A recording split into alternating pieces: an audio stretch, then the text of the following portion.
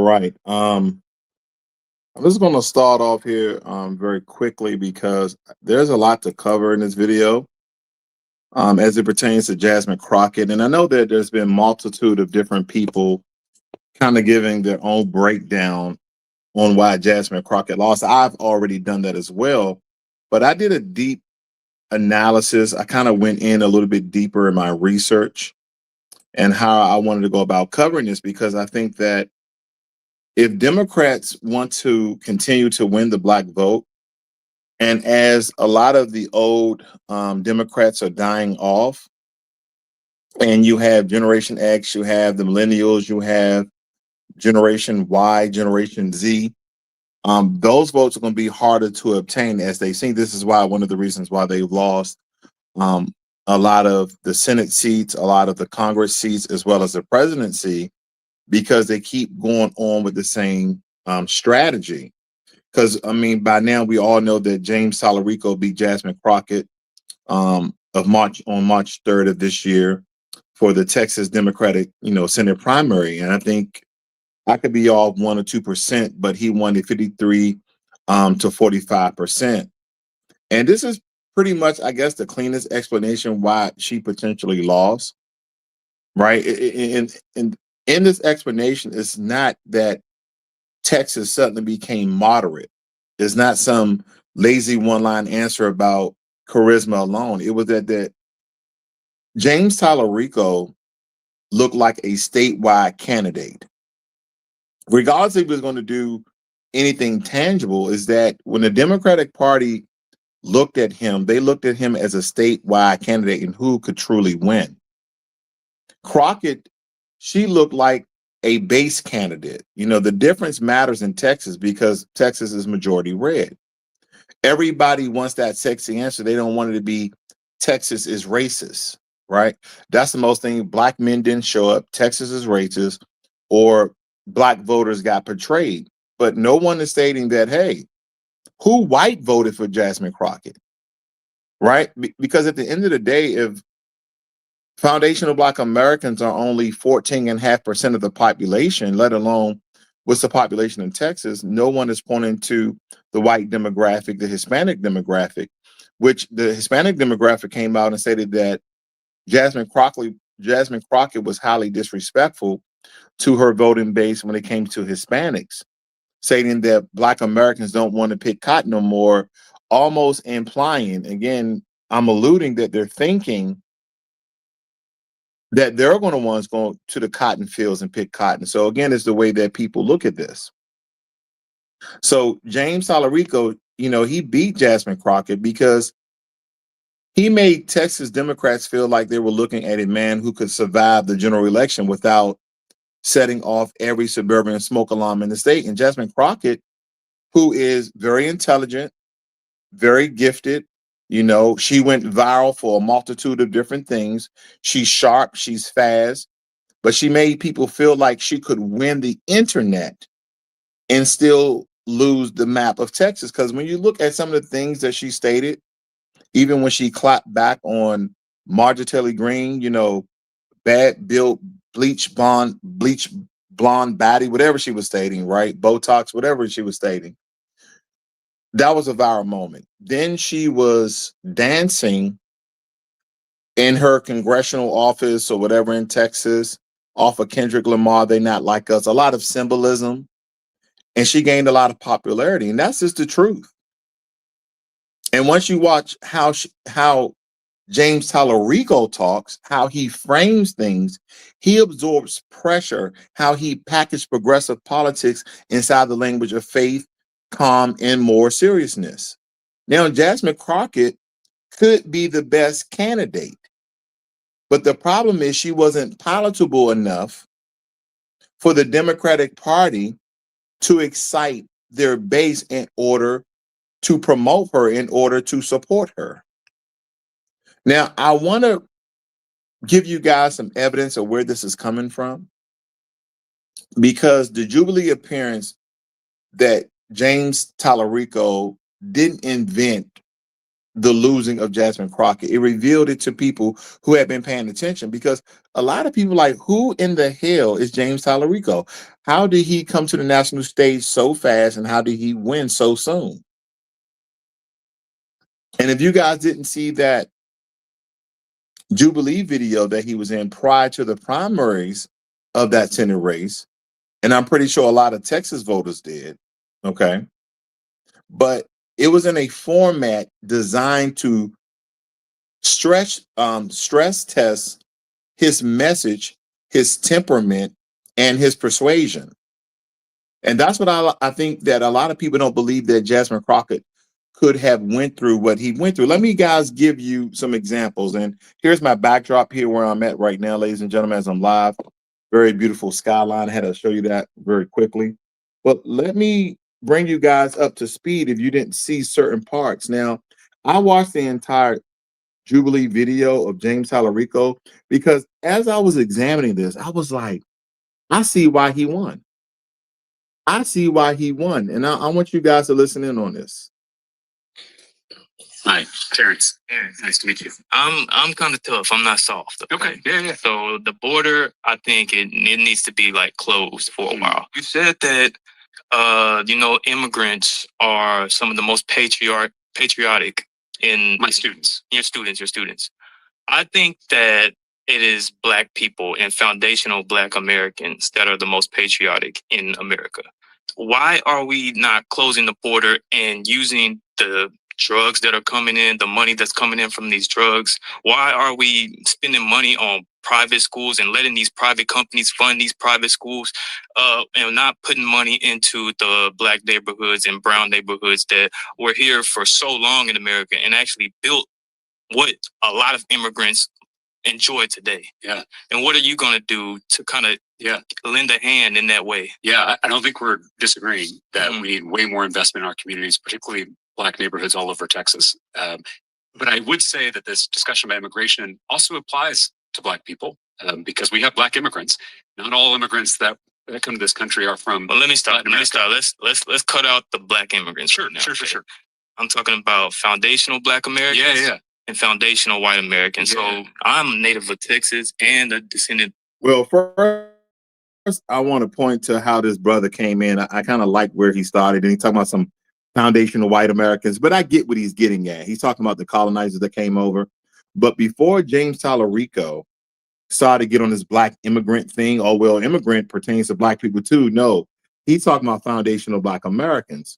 So he stopped him right there to get things straight. And again, I want you to pay attention to James Talarico temperament, because this whole Jubilee 25 versus 1, 45 Republicans, 1 Democrat, these people who may be opposing to James Talarico, giving him some hard questions. I just want you to look at his temperament. Don't take my word for it, okay? Slavery, right? So why are we not focusing on that instead of like closing the border? I mean, these people, it's not America's job, right, to take care of someone's child and mother from another country. That's that country's job, okay? If they want to put America as a dumping ground and then we have to now spend money to put these immigrants somewhere else, that's unfair to me and other foundational white Americans. So here's where I agree with you. We need way more investment in our communities here in America. How? That's why I fight. How? It's why I fight for. How do we need to invest in those communities? Yeah, it's why I fight for public education in the Texas legislature. It's why I have fought to lower housing costs and provide more funding for affordable housing. Let's take education just to drill down. As you know, I was a public school teacher, so I know the system from the inside out. By the time kids show up to kindergarten, the first grade, kids who grew up in poverty are already behind their peers. Right. Their affluent peers who have enrichment opportunities, have summer camps, who hear a lot more words because they have a stay-at-home parent or a parent who can stay at home versus kids who grew up in poverty. I think the way to fix that, and this is what I've worked on in the legislature, is high quality, universal early childhood education for every child, no matter their zip code, no matter their race, no matter how much money their parents make, because those first 1,000 days of a child's life, those first 3 years are the most important in terms of brain development. And if they aren't catching up in kindergarten, that's just going to get worse the longer they're in the public education system. And so we're setting up these students for failure. And I agree with you. These students they're children of promise. Again, they're made in the image of God. They have something to contribute. Our job is to create a system that allows them to do that. Are you and I think willing? early childhood education is a key part of it. Are you willing to take away the money that we're putting toward bringing other immigrants in, because most immigrants take away from the jobs. A lot of people can't find jobs after they graduate Here's where I'll college. disagree with you. It takes a long time for them to do that, because most of even the idea has to be sped up in order to get that job, because an immigrant can get that job and can get that job for way less. So we've talked about where we agree, which is investment in all kinds of neighborhoods, but investment for Americans. Where we disagree, I think, is this idea that immigrants as a whole are a drain on this country. That's where I strongly disagree, because these immigrants are doing jobs that native-born Americans won't do. And I'll give you an example. Just give you an example. I disagree. How do you know that? I'll give you an example. Who did you ask? Let me give you an example. Who did you ask instead of want that job? I talked to an avocado farmer in California. Who's been running this farm for 20 years. He said he has never had a native-born American apply to work for one of his jobs. And let me ask you a question. Real quick. Okay. How many Black people are in California? In Los Angeles or in California in total? I don't know. I don't know. It's under 7% now. He doesn't have enough people that need jobs in California for you to make that statement toward Texas. It's not even that. Texas, more Black people stay in Texas. More foundational white Americans stay in Texas. Let's just talk holistically. There are 7 million jobs. Holistically doesn't work for everyone. But I'm talking globally about the economy. There are 7 million jobs that are unfilled in this country. We have more jobs than we do workers in America right now. And these are, as you know, some of the toughest jobs, right? Picking our fruit, taking care of our children and our elders, paving our highways. These are jobs that are difficult. And the research shows that undocumented immigrants are really just competing against other recent immigrants. They're not competing with native-born Americans who, in many cases, whether it's that avocado farm or whether it's other industries across the country, native-born Americans will not sign up to mow our lawns. And so if we go after these immigrants, we're not just hurting them and their families and their ability to live the American dream. We're hurting the entire economy. We're hurting ourselves. And then I'll go one step further. Those immigrants go on oftentimes to create jobs. Half of all Fortune 500 CEOs are immigrants. A quarter of all entrepreneurs are immigrants. The research shows that immigrants and their children have a higher economic mobility rate than native-born Americans. So these are strivers. They're dreamers. They're doers. Unlike what some politicians say, in the vast majority of cases, these countries are sending their best. And they do make us stronger and richer through their military service and through doing the jobs that need to be done in this economy. All right, pause. That's time. It's your turn to your seat. Great job. Okay, so I played that in its entirety because of James Talarico temperament. Now, he did what any other politician would do, and that's deflect. Because the brother first came out, how we're going to invest the money that we've taken away from the foundational Black American community, and we've somehow allotted that money to immigration. How are we going to bring that money back into the community? And he's just like any other politician who truly doesn't want to answer that question, kind of made it a all-American thing. Well, the Black community in Texas is hurting more so than any other community. But as a politician, you have to speak to your voting base, which is everybody. But the reason why I'm stating this is because of his temperament in a way that even though the guy was cutting him off, he was being somewhat aggressive, as he should be, right? As you should be. This is a stress test that Jubilee takes people through, and it kind of really gives you a different look at the candidate, how he's going to handle tough questions.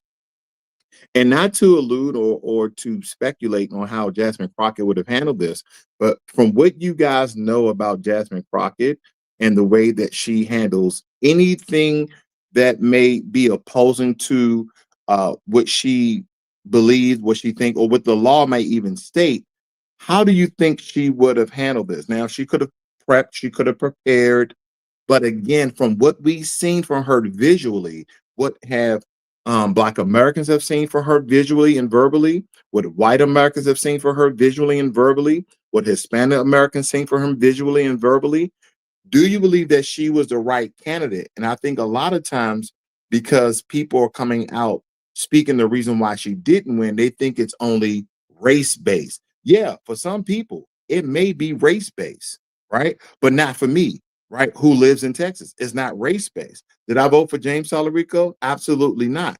But the point I'm making here is that James Talarico won the primary decisively with over 200,000 votes.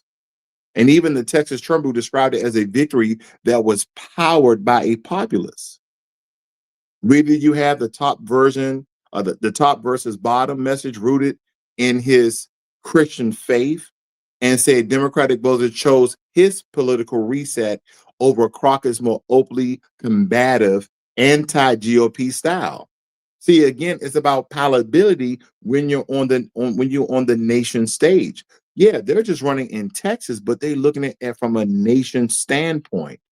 Because people, the reason why Jasmine Crockett won is because Black people didn't turn out for her. The reason why Jasmine Crockett won is lost. Excuse me. The reason why Jasmine Crockett lost is because there was a low Black male voter turnout. The reason why Jasmine Crockett lost is because they were closing down voting booths and shifting people here and there. About the time they got there, those voting places were closed. Now, in some regards, that's absolutely true. But those are not the main reasons, because I believe she lost by over 200,000 votes the last time I checked. And believe it or not, she entered as a front runner, no less. She entered as a front runner, but her campaign was described as lacking a campaign manager early. Now there's reports that one of her security guards was impersonating a police officer. He wasn't even using his right name. So now there's all this controversy that's coming out. That really has nothing to do with her, because anybody can be frauded and tricked. So I'm not stating, but when you're starting to add all these things up, it really doesn't look well. And the way the Democratic Party didn't support her, it speaks to the lacking in the kind of statewide field infrastructure that she would actually need for a race that's very expensive and very competitive. So before we get mystical, let's get mechanical about it, because he didn't just outperform her, he was better organized for this particular assignment. Okay. And people will like to be emotionalized behind this. This is not about emotion. This is about analyzing why another Black candidate lost. And if you're going to blame the Black voting base, if you're going to blame Black men, believe me, that's a cop out, because the majority of Democrats are still white. And they didn't, and she didn't have their support. So let's be fair about this, because Jasmine Crockett was not weak. She's a very intelligent sister, and she's not irrelevant. She was not some sort of fringe candidate who got exposed. She came in with higher name recognition, a strong fundraising profile with national visibility, and enormous enthusiasm among Black Democratic voters. She built major enthusiasm against all Black voters because of her reputation as a fighter and an anti-GOP firebrand, right? That was Jasmine Crockett's power. But here's the truth of it all. It was also her trap, because her theory of politics was energize the base harder, and his theory of politics was broader the room without looking fake. So in a state where Democrats haven't won a Senate race in 1988, that second theory is going to sound more electable to a lot of people, especially to voters terrified of another moral victory and another practical loss. And see, Talarico's real weapon was emotional control. Because some people, even for a moment, as I looked at this hour and a half, stress test of James Talarico, and I was just thinking to myself, one, why didn't Jasmine Crockett do this? Two, could Jasmine Crockett could have done this? And then it started to have me to think about Kamala Harris. Why didn't Kamala Harris go on a Joe Rogan podcast? Why Kamala Harris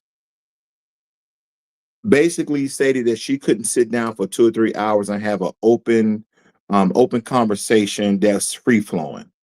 Believe it or not, ladies and gentlemen, whether you like a lot of these podcasters who has these major platforms, these your Joe Rogans, your Candace Owens, the Jubilee, all these different platforms have major influence because there's a multitude of different people that look at it and they can be very influential. And a lot of the candidates that Black people would like to see in office, they're not going on these podcasts. They're not going on these podcasts.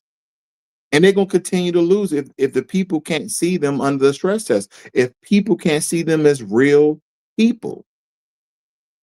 Because as I told you, Talarico's Jubilee appearance put him in a surrounded format with undecided Texas voter, a setup that rewards calm, listening to people, quick reframing, and emotional steadiness under pressure. The format, in my opinion, is brutal if you're reactive. The format is gold if you are poised. And that's the people, and that's the thing that people actually saw, not just what he said. How he said it, he didn't look flustered, in my opinion, at any time. He didn't look aggressive, in my opinion, at any time. He didn't look like he needed to win every exchange with force. Because in those regards, it looked like he actually had practice in debating and deflecting, because as a politician, he did what seasoned politicians do. When I can't answer the question or I don't want to speak directly to the question, I just say some things around the question. I kind of put sugar on shit. Let's just say that. I'm putting sugar on shit. But he knew how to do it. He kind of looked like the kind of man who could take a hostile question, smile, answering complete sentences, in my opinion, and make the viewer feel safe following him to the next point. In my opinion, that matters more than activists like to admit, because politics is not only ideology. Politics is emotional risk assessment. Voters are constantly asking, will this person embarrass me? Will this person escalate every conflict? Donald Trump. Will this person turn every attack into a firestorm? Donald Trump. Because here's the thing. All these people on the right, some of those people on the left that voted for Donald Trump are now regretting their vote. Look at all these people who were once, quote unquote, MAGA, who were, quote unquote, Republican. Even though they're still Republican, they're no longer supporting Donald Trump and a lot of choices that he's making. Not only are they unpopular, they're putting America in a war that a lot of our service members are getting injured and killed. That eventually is going to raise our taxes. Eventually, inflation is not going to subside. It may even increase. But again, I'm no economist. I truly don't know. But this is one of the things that James Talarico, prior to the Senate primary in Texas, went on Jubilee for an hour and a half and had a multitude of different people ask some difficult questions, and he responded in poised. I can randomly go in here, right? I just want to show you the Foundation Black American, right? But I can randomly, okay, go in here. Immigrants make America stronger and richer.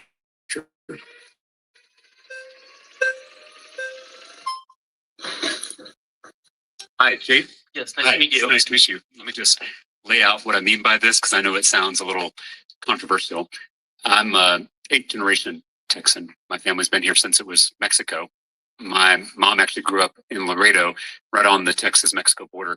I feel like we Texans understand immigration more than people outside of Texas because we live with it every day, the benefits and the challenges. The more I travel the state, the more I've realized that most Texans are in the same spot on this issue. The metaphor I've used is that our southern border should be like our front porch. There should be a giant welcome mat out front and a lock on the door. We can both welcome the stranger, welcome immigrants who want to contribute to this economy, who want to live the American dream, who want to make us stronger and richer, and we can keep people out who mean to do us harm. I will say what I think not enough Democrats have been willing to say. Joe Biden failed us on our southern border. I remember talking to my colleagues in the Texas legislature who represent border communities. They told me. So first, in answering that question, he started off with a strong premise in his ideology. And I think the one big move that he made, and I'm pretty sure it was planned, is that Joe Biden failed us, which a lot of, believe it or not, that's how you win a lot of Republican voters.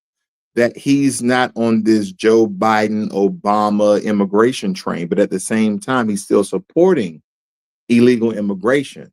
See, again, it's the way how he handled these questions. Now, quite frankly, I don't believe he's going to win that Senate seat from his Republican opponent, but that's not the point.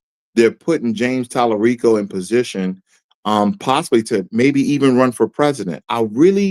If you guys had the time, that was a really good interview, because I can see him as running for president. I can really see him as running for president. And for a moment there, they really thought that Jasmine Crockett was possibly going to run for president. I don't know, guys, because again, as I look at James Talarico, his presentation style answered the question for a lot of Texans in a way that Crockett did not. He packaged progressive politics in a very, clean-cut Texas accent. And this is the part that I believe that too many people miss, because they keep confusing the left with loud. Talarico did not win by becoming conservative. He won by making progressive ideas and sound morally familiar. One of the things he said about illegal immigration, he said, I'm an 8th generation Texas. He knows how Texas is and how Texas ran, that, his family was Texans even when it was still Mexico. Then he said he didn't support Joe Biden. So first thing that a conservative mindset or conservative person would think, well, I'm not Democrat, but this guy's a Texan through and through. 8 generations. He didn't support Biden. Well, let's hear some of the things he got to say. Now, when he was speaking to the Black guy who said he was a foundational Black American, he said some things that he should have been checked on about how immigrants are going to do the jobs that Americans don't want to do. And I keep stating this over and over again. What are the wages that you're going to pay Americans to pick fruit? Because who was picking fruit before illegal immigrants? It was Black people. Who were doing all the construction? I'm going to say all the construction. Who were doing majority of the construction before illegal immigrants? It was Black people. It was Chinese people. It was Italian people. It was Irish people. Okay. But we, as foundational Black Americans, we were the majority group doing a lot of these jobs, a lot of these trade jobs. So again, it's about equal work for equal pay, or the amount of work and your value. That's the one thing that no one keeps saying. Like, ain't nobody going out there picking no fruit. Listen to me. If I need a job and you're paying me $12, $15 to go out in Texas hot sun, I'm gonna get me a sombrero. I'm gonna get me one of them Japanese hats like Raiden. I'm gonna get me a water pack on my back. I'm gonna be drinking. I'm gonna be picking fruit for $12 to $15 an hour. That's the one thing that people are not stating. Yes, Americans will pick fruit. And here's another thing. What about all the Americans that are out of work right now? Yeah, are they going to pick fruit if they lived on a border town? These are just the questions I have, because people keep trying to give excuse why Jasmine Crockett lost, when you really analyze her opponent and how he responds and how he's going to go about legislating and some of his proposal. Again, he just seems like a nationwide palatable. We can almost promote him to be president to a certain degree. Because right now, Kamala Harris is thinking about running for president again. Ladies and gentlemen, that's not going to work out. I can tell you right now, that's another losing strategy by the Democrats. Okay. And listen, I just want, when it comes to us, whether it be Democrats or Republicans, who's going to try to get legislation passed that is going to support the demographic of people, foundational Black Americans, who are the most unemployed, who's the most over-policed, who's the most denied opportunities. Because yeah, you're going to have your racist comments in the section about, oh, if you talk about reparation, that's a handout, or maybe if you guys stop voting Democrat. I get it. I hear it all the time. But I understand that's the low IQ of the white ignorance more times than not. And there's another thing too. I wish I can find that video of the Hispanic lady talking about Jasmine Crockett and how when Jasmine Crockett was being highly disrespectful to the Hispanic community about picking cotton. Let me see if I can find that really quickly. I think it was on TikTok.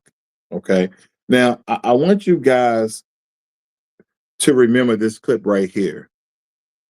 To go around the country and educate people about what immigrants do for this country or the fact that we are a country of immigrants. Right, right. The fact is, ain't none of y'all trying to go and farm right now. Okay, so I'm lying. Raise your hands. You're not. We done picking. Here's the thing. Whether she's telling the truth or not, she's almost the antics of it, right? A lot of Black people would accept this, but on a professional stage, we're talking about not just Black people voting for Jasmine Crockett. You also need white people to vote for Jasmine Crockett. And in Texas, you need Hispanic people voting for Jasmine Crockett. No, she only appeased her base. And she did it without stating any tangibles.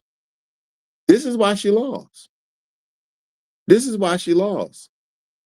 And I don't believe James Talarico is going to win the Senate primary for Texas because he's still talking about supporting illegal immigration to a certain degree. They're saying the same thing. Don't get me wrong. Because she like, who want to go and farm right now? Talking about raise your hand and making all these antics where James Talarico was very professional. You don't see, and not that Jasmine Crockett has to be a Michelle Obama or Barack Obama, but the temperament. The theatrics are all off. Could she be similar to a Condoleezza Rice, who was a Republican? But this the way she carried herself. And again, she has a smart mouth. And what I mean by that is she's intelligent, she's witty, she's quirky, she's pretty. There's a lot of things going for her, but the way she goes about it, it's not good for the world stage. And so that's why I believe the Democratic Party did not support Jasmine Crockett. Well, you're probably. Let me see if I can find this clip of this Hispanic lady really going off on Jasmine Crockett regarding her comment about Black people are not going to be picking cotton no more, even though we have machines that pick cotton. So it's not like really nobody's out there picking cotton, but it's the way that she went about this. And believe it or not, ladies and gentlemen, this is not a small thing in Texas, right? James Talarico, he found a way to say healthcare, dignity, anti-corruption, and inclusion without sounding like a faculty lounge memo. I mean, this is a superpower in a red state. He stayed professional. He didn't get flustered. He stayed very poised. Okay, I'm having some issues with my internet over here, no less. Maybe it's this TikTok. But I was really trying to find that clip for you guys that the Spanish lady came out. I think it was on one of my shorts. And a lot of people, I'll show you this one because plantation math. Sorry about that, guys. Working on my tablet. Plantation Master Jasmine Crockett, we here for you, Master. Jasmine Wig Sliding Crockett, Representative Jasmine Crockett, the Texas gal. She wants illegal immigrants to pick cotton. Oh, yes. So I had to go around the country and educate people about what immigrants do for this country or the fact that we are a country of immigrants. The fact is, ain't none of y'all trying to go and farm right now. You're not. When Democrats get on the world stage and say that we are a country of immigrants, you know who gets offended? I believe a lot of foundational Black Americans get offended. I believe that a lot of white Americans get offended because the reason why we're becoming a country of majority immigrants is because of the Democratic Party by the way of the Republican Party. People don't believe that this is a one-party system, and it is. See, the Democrats may let them in, but who are employing the illegal immigrants? Okay? So we have to look at all sides. And this was not a simple Black voter rejected, Black voter rejection that the Democratic Party, as well as Jasmine Crockett's Black vote, because again, she overwhelmingly gained the Black vote. But again, white and Hispanic outnumber Blacks in Texas. She didn't get too many of those votes. And this was not the, sort of same clean story where James Talarico swept Jasmine Crockett because Black voters moved to him in huge numbers. No. Early in the race, I was reading in the Texas Tribune reported that he was struggling badly with Black voters. He was struggling badly with Black voters, with some polling showing that he was under 13% among Black voters. And Jasmine supported among Black voters was one of the central pillars of her campaign, and Black voters remain a core block of likely Democratic primary voters. So if anybody tries to turn this into, see, Black voters didn't matter, that's nonsense, because what happened is more surgical, okay? Because if you look at a lot of the post-election analysis, it said that Crockett still drove enthusiasm, especially among Black voters, but she didn't run up the score enough in the major urban areas where she needed dominance. While Talarico, he basically trounced Central Texas and did very well with Latino voters. And he didn't need to become the first choice of every Black voter. He needed to stop getting shut out, holding enough legitimacy, and then overwhelming her elsewhere with a broader coalition. This is a very, very different from Black men not included or Black voters didn't show up. So as I look at this, the way Jasmine Crockett went about this, she should have been more surgical and strategic leading up to her running, and she wasn't. Because during her remarks at that Baptist church events, I want you guys to really think about something. She was talking about illegal immigration and how illegal immigrants is the future of America. The same thing that Joe Biden told Black people as well, and that we should like it. Why are the Democrats doing this? That's the question I have for you guys. Why are the Democrats so strong on illegal immigrants? Instead of deporting people and having them come to and through America the right way, we would rather house them, give them an unlimited source of funding and resources, which is, by the way, reparations, because it's reparative justice. Because if a legal immigrant come in and said, oh, the government, they took my home, they took this, we are repaying these immigrants better than the natural born Americans there, not just Black, not just white, not just Hispanic, Asian as well. All of us, people who lineage has been in America even before the inception of America, whether it be the Mexicans who stayed in Texas and became Americans when America was created, right? The Asians that were already here, who have, again, anywhere from 6 to 7 generations in America. It's unfair to all Americans because it's literally wiping away lineages. And here's another thing.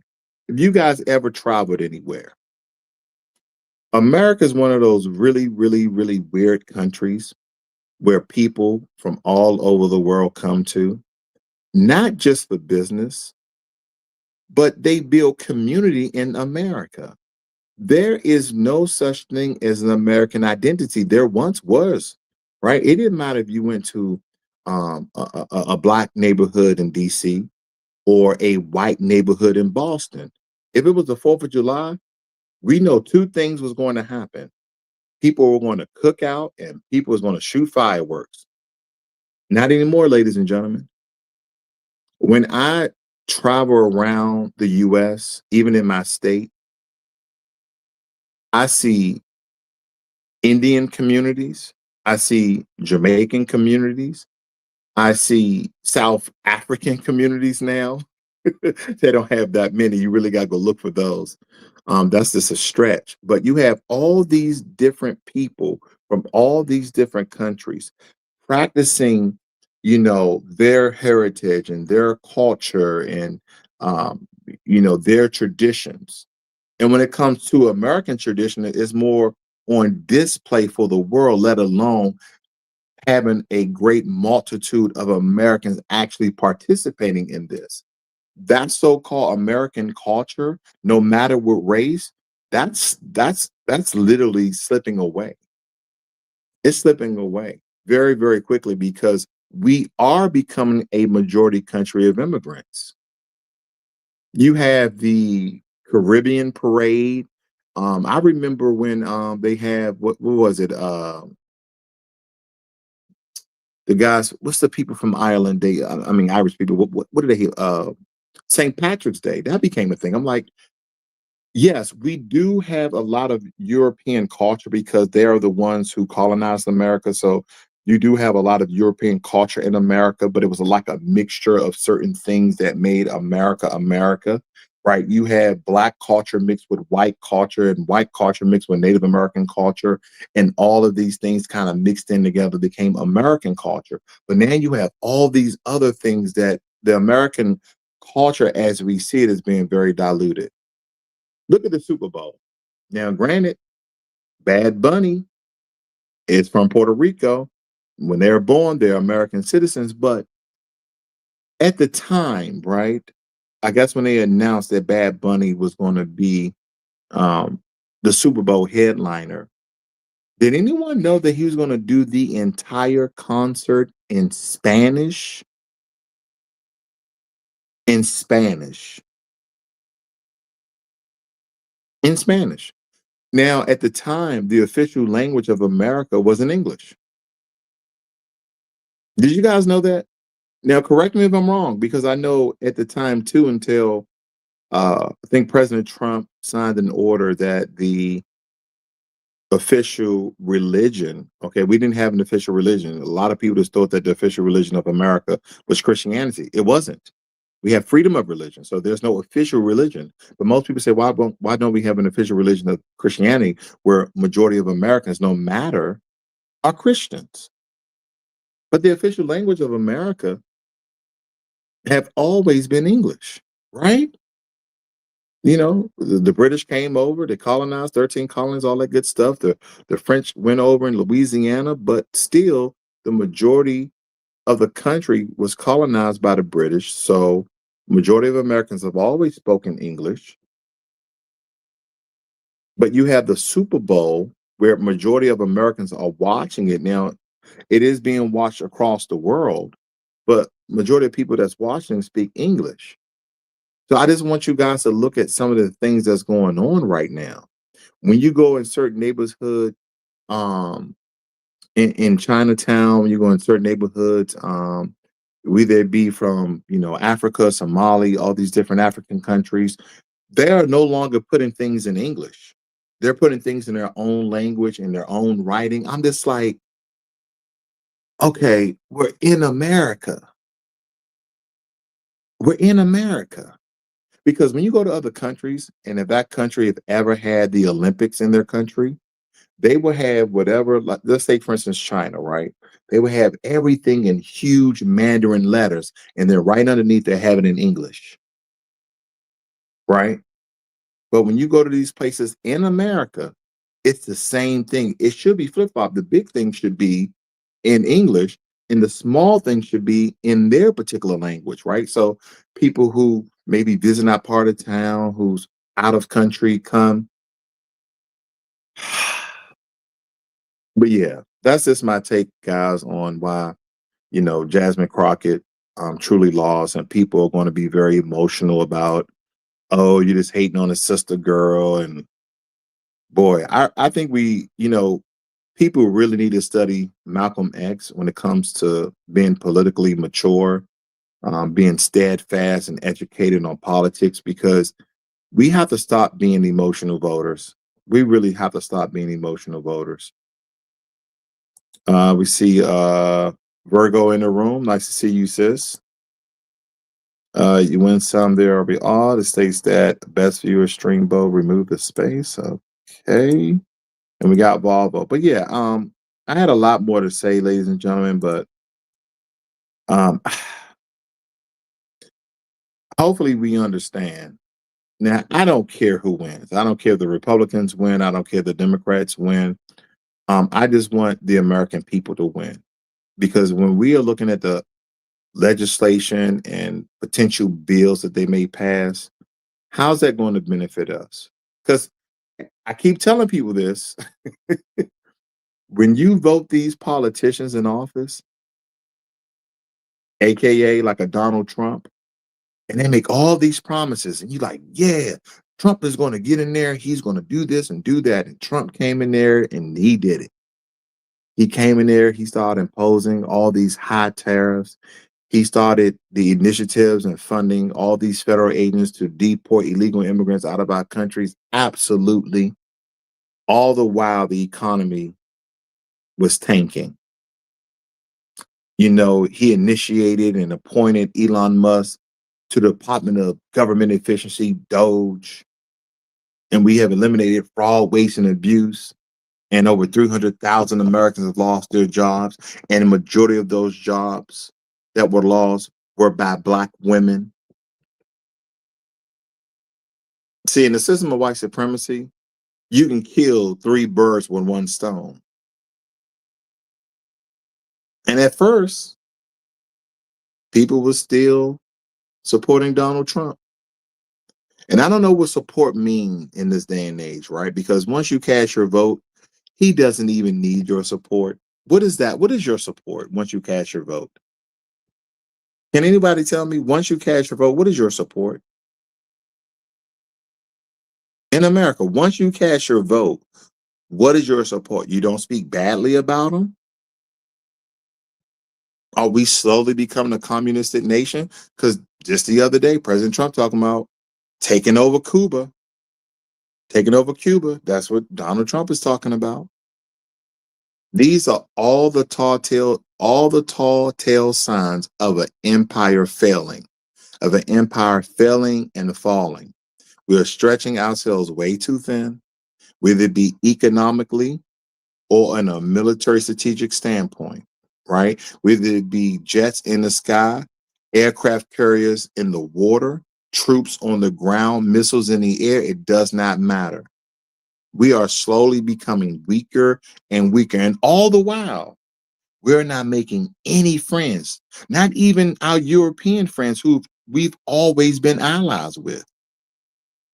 They're cutting ties with us. President Trump administration, called over to Spain, called over to Italy, called over to the UK, called over to China, and say, hey, the Strait of Hormuz is responsible for 20% of the world's oil. And if we don't protect ships going through the Strait of Hormuz from Iran, then oil prices are going to go up and everybody's going to be affected. And you know what, those European nations who need the oil, you know what they said? Nope, we're not going to help you. Did you ask us before you and Israel attacked Iran? Did you call us and ask us? Was it okay? Or did you just do it like you kidnapped the Venezuelan president? You see, guys, here's the thing about being an adult about things and being non-emotional about politics. You're getting your ass in something that you can't get yourself out of. You didn't ask permission to attack, but now you need our help. Uh-huh. You see that? Even Ukraine, he asked Ukraine, hey, we need you guys' help. Ukraine, like, wait a minute, we fighting a war. We still taking billions of dollars from you to fight our war. We can't help you out unless you give us more money.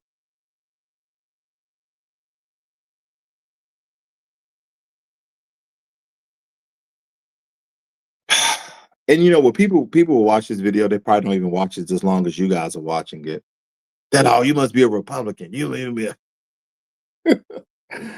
I'm just a black man giving my perspective who follows politics very closely. And what a blunder. What an absolute blunder that we're in. And hopefully these other countries, hopefully these other governments do not judge the American people. Hopefully they can see that the American people are going against our government. But again, these mofos in office keep telling the American people, the democracy is at hand. No, it's not. We don't live in a democracy, ladies and gentlemen. And I'm going to beat the drum until the cows come home. We live in an absolute republic. Donna says, America's always been thuggish and gangster. The difference with Trump is he's saying it out loud. Absolutely. There is a diplomatic way how America has always been to go inside of other countries very covertly, very strategically, and destabilize these countries. Not Trump. Trump, like, we're going to take over Greenland. Oh, wait a minute. The European nations against me. Okay, maybe we won't take over Greenland. Can we put a base there so we can have world defense from Russia? Greenland, like, okay, we'll think about it. Well, you know what? Venezuela can't beat our ass, so we're just going to kidnap the Venezuelan president and his wife.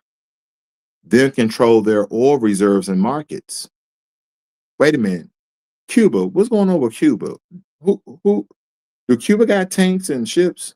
Oh, they weak, Mr. President. Oh, yeah, let's go in there too. But you know we fighting Iran. You know we fighting Lebanon. You know that Iran and Hezbollah are shooting rockets at our strategic partners in the Middle Eastern region, right? And then Iran just released a new type of rocket called the dancing missile that can literally maneuver in the air to avoid anti-missiles and anti-drones that may knock it out the sky.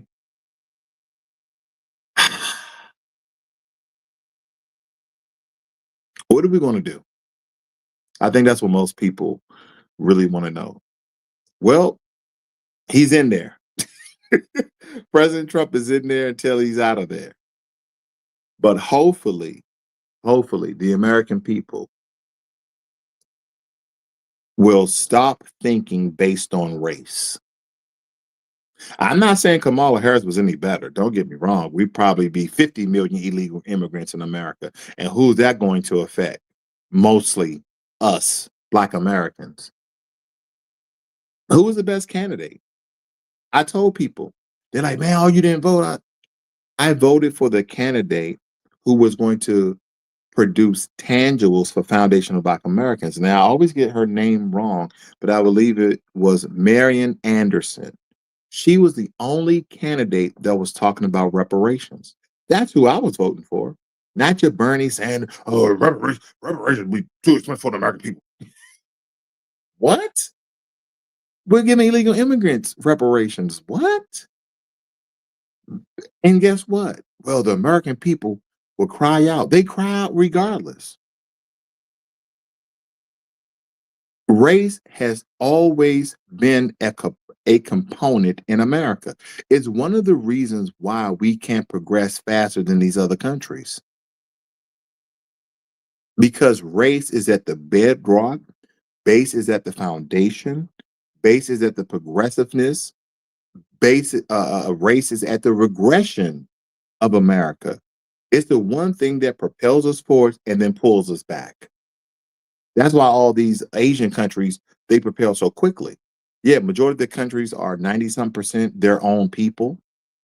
But if America didn't look at skin color the way we do, America would still be the powerhouse that we thought we always was.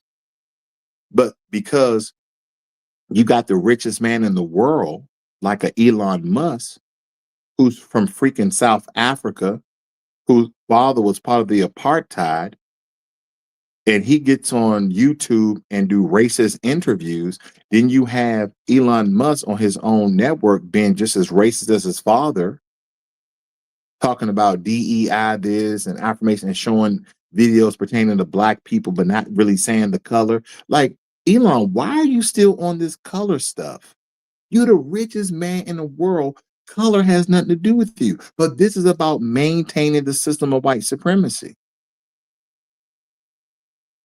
But you would have the richest man in the world. You never heard Bill Gates talk like Elon Musk. You never heard Jeff Bezos talk like Elon Musk. And Jeff Bezos hired black people. Bill Gates hired black people. I don't know how many black people work for Tesla. And then some of the black people that work for Tesla sued Texas because of racism. Look who this go. And granted, I follow all these people to follow their timeline because these are the elites. These are the elites. These are the people who are changing the dynamics in America. And he's not even from America. He's an American citizen now. Now, some people will talk about your Nick Cannons. He got 12, 15 kids. So does Elon Musk. Oh, well, he got the money to take care of them. So does Nick Cannon. Elon Musk can't be in all those kids' lives with all these different women just as well as Nick Cannon. So why they look at differently? Well, Elon Musk, he's the CEO and owner of X. He has a space company. He has the Boring Company. He got Tesla. Okay, he's the richest man in the world. But if Nick Cannon is taking care of his kid, if Future is taking care of his kids, okay, what's the difference? I just want you guys, you know that I'm not a liar because I'm very, very neutral. I like to tell the truth. I like to tell the truth regardless of what people put in the comments because I get it. You got to let your emotions out and lash out on somebody. I'll be your trash can. I'll be your dumping ground. Go and get it all out on me. Sometimes I'll respond, sometimes I won't. But the richest man in the world chiming in about race all the time. This is the problem in America. When you go to Korea, Japan, and you look at their electric cars, China, look at their electric cars, compare them to Teslas. Teslas are like, I hate to say this, but Teslas are like, my old school Mazda Protege, my 1999 Mazda Protege that I had for like 9 years, compared to all these other car makers in all these other countries.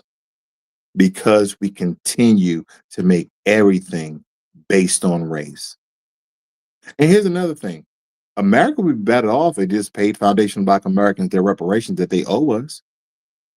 America would be better off if the same people, right, white, black, Hispanic, and Asian that speak out against reparations for Foundation Black Americans, if they would fight against the Native Americans who get reparations every single year, if they turn that hate, okay, and allow us to get out, America will probably be in a better space. If the Department of Education would change the curriculum, and I mean on a state and federal level, even though I know the federal level, say the Department of Education is being dismantled or has been dismantled, but if they change the curriculum from all these sociology degrees, that is just a bunch of paperwork, business administration. No, we need engineers. That's the future of America. They're talking about that Americans won't do these jobs. Americans would be construction workers if they didn't have to go to school to be a construction worker. We don't have free public school in America. Tax dollars pay for public schools. It's not free. That's why children go to school within their jurisdiction, within their communities, neighborhoods, because the taxes that their parents pay for the school. But no one's talking about that. See, people always looking at the latter. This is from the root up. We need to vote in people who are going to change the very foundation.